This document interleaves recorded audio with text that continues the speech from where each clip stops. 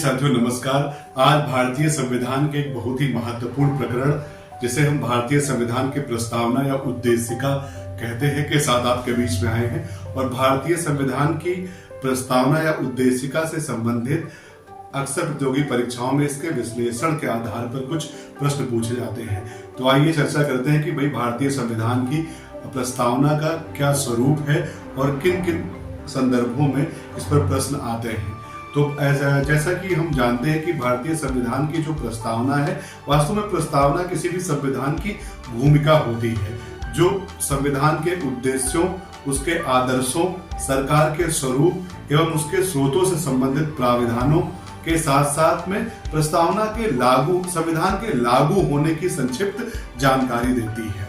तो भारतीय संविधान की जो प्रस्तावना है वो मूल रूप पे जैसी थी, समय के साथ उसमें कुछ संशोधन या परिवर्तन किए गए हैं और जिस स्वरूप में आज हमें भारतीय संविधान की प्रस्तावना मिलती है, भारतीय संविधान की जो प्रस्तावना है वो वास्तव में पंडित जवाहरलाल नेहरू जी द्वारा 13 दिसंबर 1946 को प्रस्तुत किए गए उद्देश्य प्रस्ताव से उसका आविर्भाव हुआ है। इस कारण से भारतीय संविधान की प्रस्तावना को उद्देशिका कहकर के संबोधित किया जाता है। और मूल रूप में आज संविधान की जो प्रस्तावना है वो कुछ इस प्रकार है कि हम भारत के लोग भारत को एक संपूर्ण प्रभुत्व संपन्न, समाजवादी, पंथ निरपेक्ष एवं लोकतांत्रिक गणराज्य बनाने के लिए तथा उसके समस्त नागरिकों को सामाजिक, आर्थिक एवं राजनैतिक न्याय, विचार, अभिव्यक्ति, विश्वास, धर्म एवं उपासना की स्वतंत्रता, प्रतिष्ठा और अवसर की समता प्राप्त कराने के लिए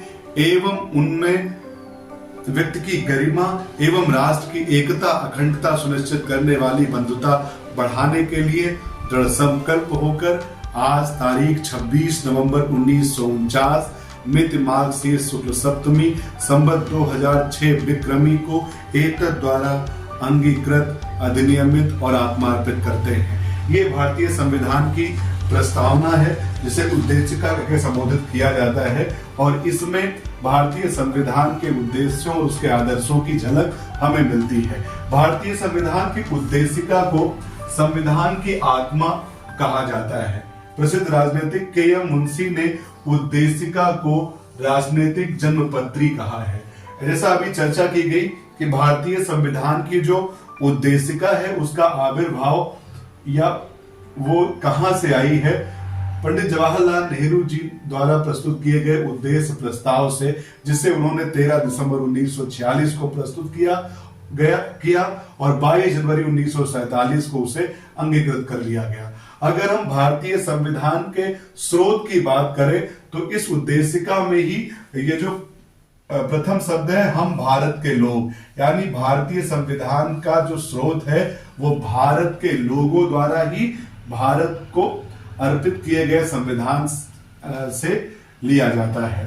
भारतीय संविधान के मूल तत्व की बात करें तो संविधान निर्माता भारतीय संविधान को किस स्वरूप में देखना चाहते थे, तो भारतीय संविधान भारत को एक संपूर्ण प्रभुत्व संपन्न सोवरेन कंट्री, यानी हम ये कह सकते हैं कि भारत अपनी आंतरिक और वैदेशिक दोनों नीतियों में बिना दबाव के अपनी सीमा के अंदर सभी निर्णय लेने में सक्षम है। समाजवादी, पंथ निरपेक्ष एवं लोकतांत्रिक तथा गणराज्य, ये हमारे संविधान के मूल तत्व हैं। भारतीय संविधान जिन दो प्रकार की समता की बात करता है, अक्सर इसमें प्रश्न आते हैं कि भारतीय संविधान के उद्देशिका में किन प्रकार की समताओं की बात की गई है, तो भारतीय संविधान अपने भावी नागरिकों को 2 प्रकार की समताएं देने के लिए दृढ़ संकल्पित था। वो थी प्रतिष्ठा और दूसरी अवसर की। भारतीय संविधान की उद्देशिका में 3 प्रकार के न्याय की चर्चा की गई है, सामाजिक, आर्थिक एवं राजनीतिक न्याय। और साथ ही में भारतीय संविधान की उद्देशिका में 5 प्रकार की स्वतंत्रता, विचार, अभिव्यक्ति, धर्म, विश्वास और उपासना। भारतीय संविधान की जो मूल प्रस्तावना थी उनमें संशोधन के बाद कुछ शब्द लाए गए और वो शब्द थे समाजवादी, सोशलिस्ट, सेकुलर, धर्मपंथ निरपेक्ष और इंटीग्रिटी, अखंडता, ये शब्द भारतीय संविधान में 42nd कॉन्स्टिट्यूशनल अमेंडमेंट यानी 42वें संविधान संशोधन 1976 द्वारा संविधान में जोड़े गए। अक्सर भारतीय संविधान की जो प्रस्तावना है वो भारतीय संविधान का पार्ट है या नहीं, ये न्यायिक विवाद का विषय रहा है। और इसके लिए एक सबसे सुप्रसिद्ध केस था बेरूवारी बनाम संघ केस 1960 में। सुप्रीम कोर्ट ने भारतीय संविधान की प्रस्तावना को संविधान का भाग मानने से इनकार किया या अस्वीकृत किया था। भारतीय सुप्रीम कोर्ट के इतिहास में एक बहुत ही महत्वपूर्ण न्यायिक केस था, जिसे केशवानंद भारती बनाम केरल वाद के नाम से जाना जाता है। निर्णय में भारतीय संविधान की उद्देशिका को संविधान का अंग स्वीकृत किया गया था। भारतीय संविधान की जो उद्देशिका है या प्रस्तावना है वो संयुक्त राज्य अमेरिका जो सबसे पहला संविधान है उससे ली गई है, लेकिन भारतीय संविधान की प्रस्तावना की जो भाषा है उस पर ऑस्ट्रेलियाई संविधान के प्रभाव की झलक हमें दिखाई देती है। तो इस प्रकार से भारतीय संविधान की प्रस्तावना भारतीय संविधान की आत्मा होने का गौरव प्राप्त करती है और उसमें लगभग संविधान की पूर्ण आचार संहिता परिलक्षित होती है। तो इस तरह से हमने जाना कि भारतीय संविधान की उद्देशिका या प्रस्तावना क्या है।